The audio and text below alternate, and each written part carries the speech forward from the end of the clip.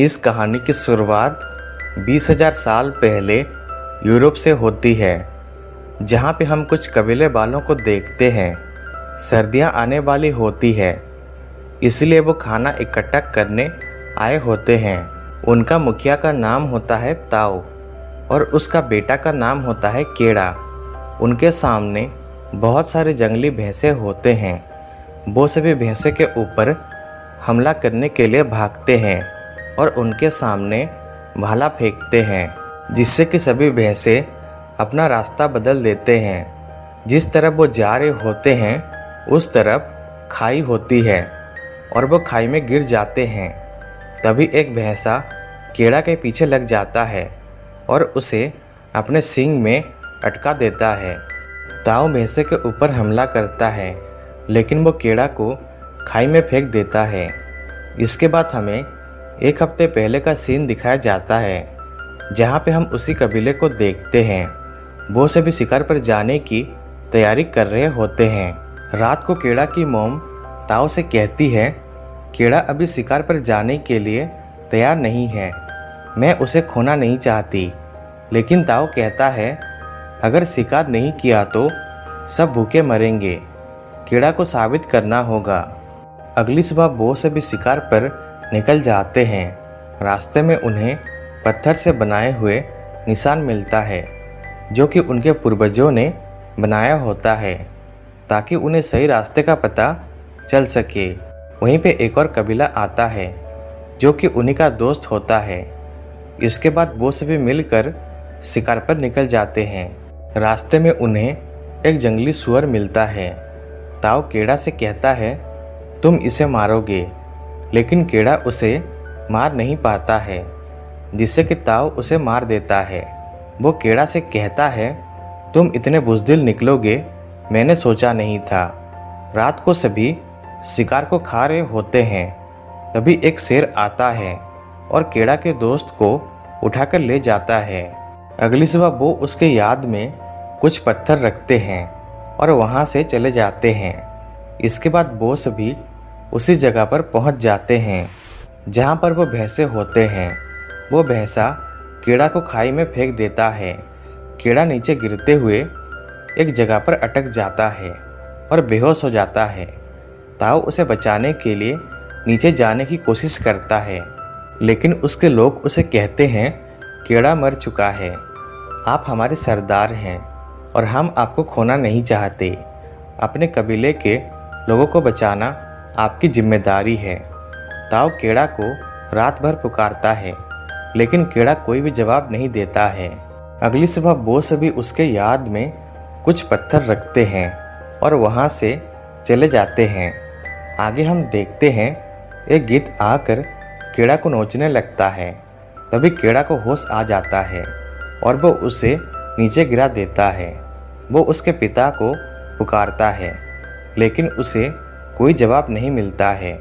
इसके बाद वो ऊपर चढ़ने की कोशिश करता है। तभी बहुत तेज बारिश होती है, जिससे कि खाई में पानी भर जाता है। यह देखकर केड़ा पानी में कूद जाता है।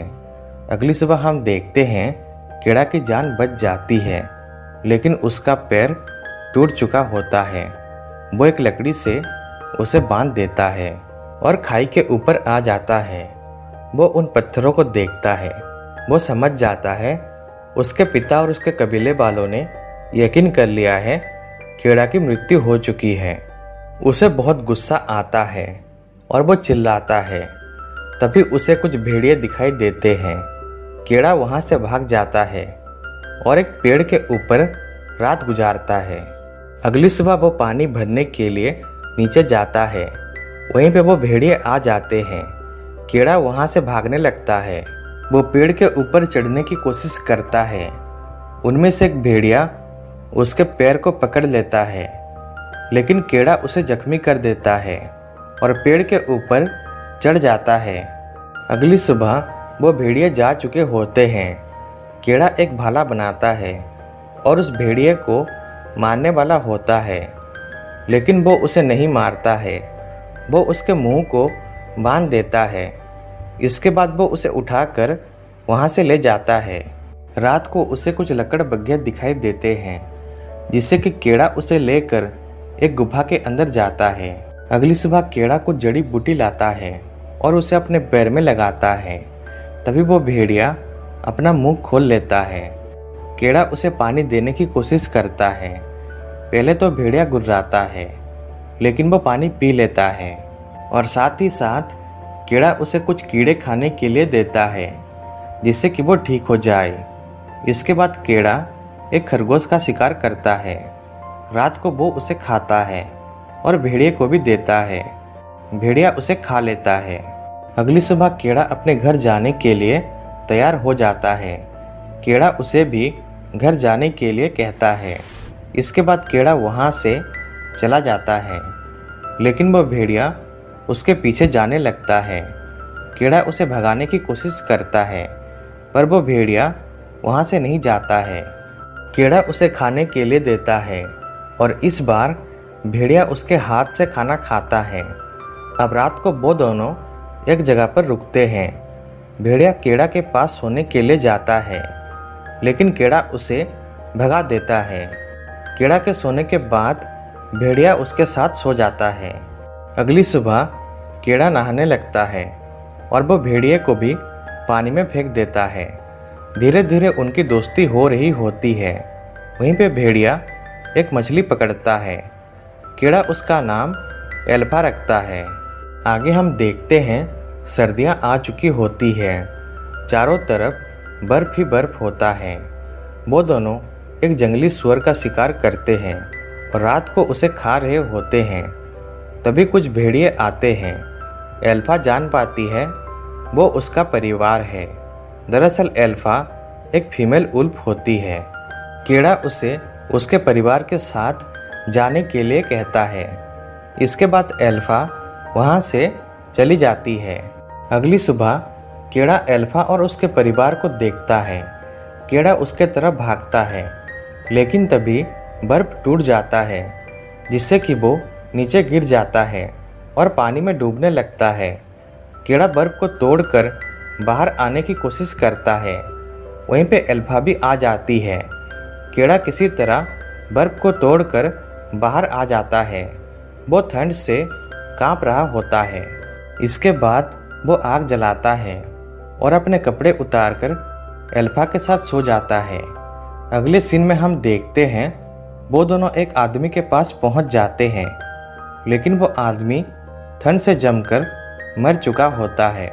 केड़ा उसका धनुष और तीर लेकर वहाँ से चला जाता है। वहीं पे कुछ लकड़बग्घे उनका पीछा करते हैं।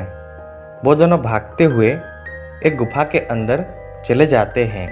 तभी गुफा के अंदर से एक शेर आता है और केड़ा के ऊपर हमला करता है, लेकिन एल्फा उसे बचा लेती है। वो शेर और एल्फा लड़ाई कर रहे होते हैं और केड़ा शेर को मार देता है, पर एल्फा जख्मी हो जाती है। आगे हम देखते हैं वो दोनों उसी पत्थरों से बनाए हुए निशान के पास पहुंच जाते हैं। केड़ा समझ जाता है वो सही रास्ते पर हैं। इसके बाद एल्फा जख्मी होने की वजह से आगे नहीं जा पाती है, जिससे कि केड़ा उसे उठाकर आगे बढ़ने लगता है। अगले सीन में हम देखते हैं केड़ा उसके घर पहुंच जाता है। उसके माता पिता उसे देखकर बहुत खुश होते हैं। केड़ा उन्हें कहता है, आप एल्फा को बचा लीजिए। इसके बाद एल्फा कुछ बच्चों को जन्म देती है। केड़ा उसे कहता है, अब सब कुछ ठीक हो चुका है।